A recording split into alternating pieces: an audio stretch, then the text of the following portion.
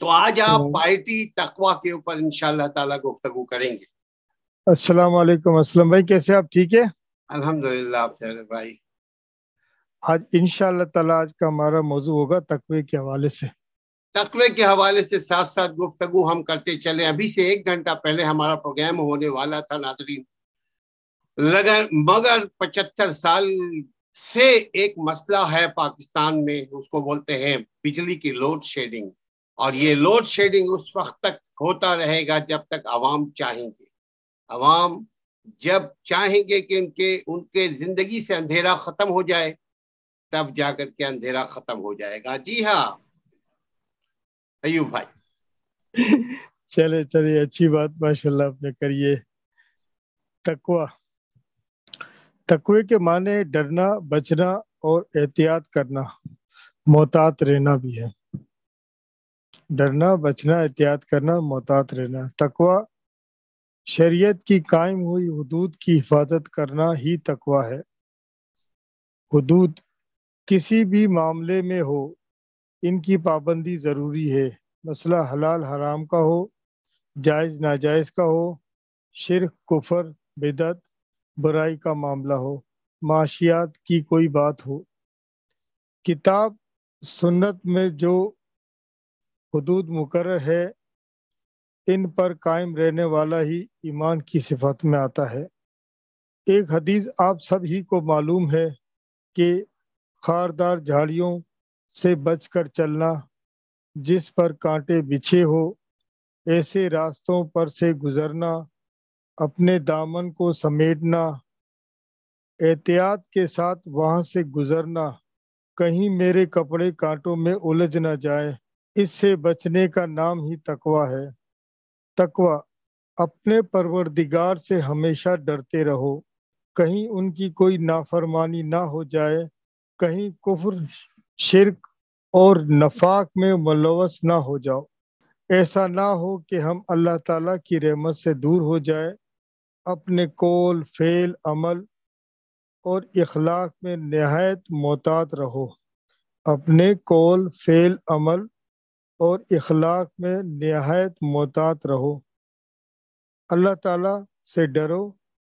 تقوی شریعت کے حدود کو قائم رکھنے کا نام ہی تقوی ہے۔ سب سے پہلے اپنے ایمان کی حفاظت کرو۔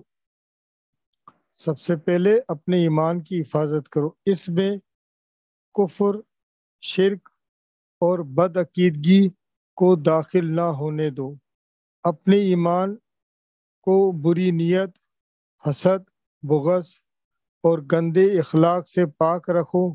جن لوگوں نے دنیا میں نیکی کو اختیار کیا ان کے لیے بھلائی ہے، نیکی کا بدلہ ضرور ملے گا۔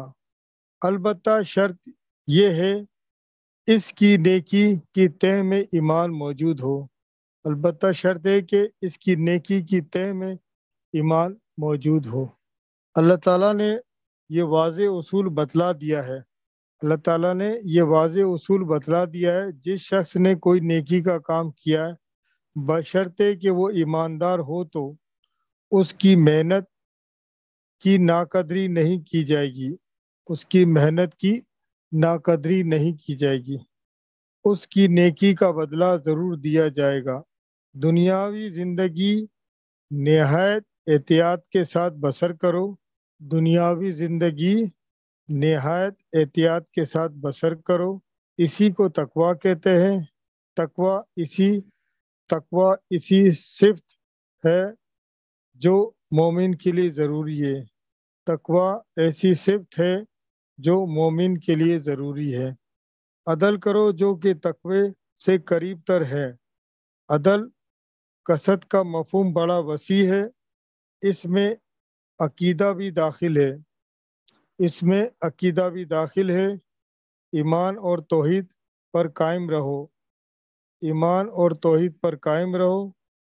عدل کا لفظ کفر اور شرک کا الٹا ہے، جس کا مطلب یہ ہے کہ اپنے عقیدے کو پاک رکھو۔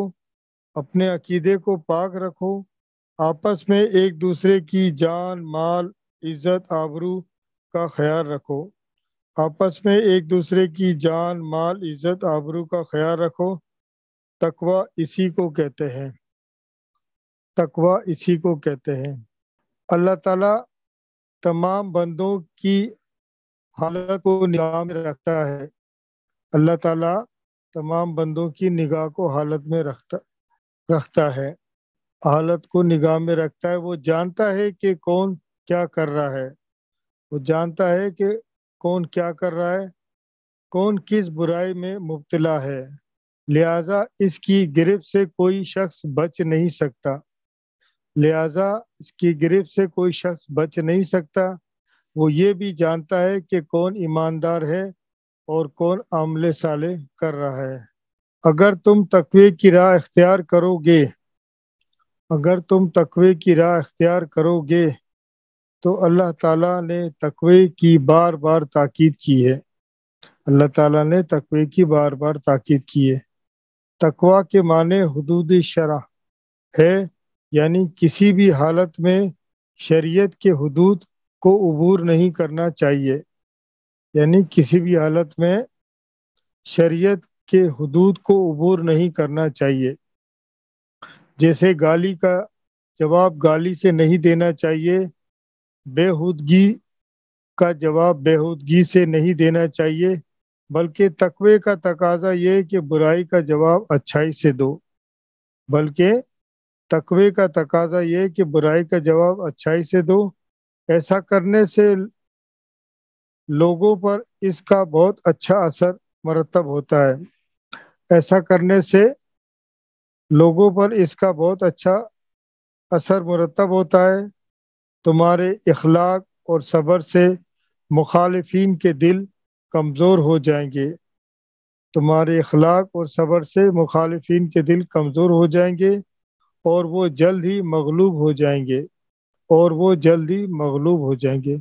اگر تم صبر کرو گے اور تقوی کا دامن پکڑو گے تو یہ مقصود امور ہے، تو یہ مقصود امور ہے جن پر پختہ عزم ہونا چاہیے، جن پر پختہ عزم ہونا چاہیے۔ ایک مسلمان کے لیے لازم ہے کہ وہ اللہ کے احکام اور فرامین کو دل و جان سے قبول کرے، ایک مسلمان کے لیے لازم ہے کہ وہ اللہ کے احکام اور فرامین کو دل و جان سے قبول کرے۔ قرآن پاک میں جگہ جگہ پر حکم ہے کہ یا ایھا الذین آمنوا اتقوا اللہ، اے ایمان والو اپنے اندر تقوی کی صفت پیدا کرو، دل میں خوف خدا پیدا کرو، عقل والو تقوی اختیار کرو۔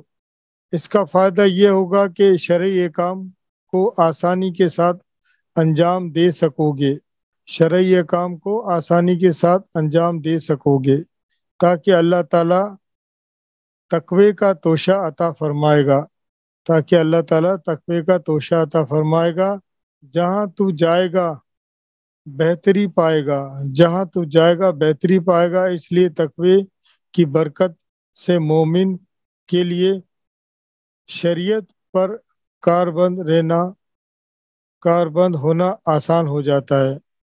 اللہ کے یہاں نجات کا دار و مدار اللہ کے یہاں نجات کا دار و مدار حکومت، تجارت یا دولت پر نہیں ہے، بلکہ ایمان، نیکی اور تقوی پر ہے، بلکہ ایمان، نیکی اور تقوی پر ہے۔ لہذا جنہوں نے ایمان کی دولت حاصل کر لی ہے اور پھر عمل صالح یعنی نماز، روزہ، حج، زکوٰۃ انجام دے رہے ہیں، حقوق اللہ اور حقوق العباد پورے کرتے رہے ہیں، یہ بہت بڑی کامیابی ہے، یہ بہت بڑی کامیابی ہے، اس سے بڑھ کر کوئی کامیابی نہیں ہے۔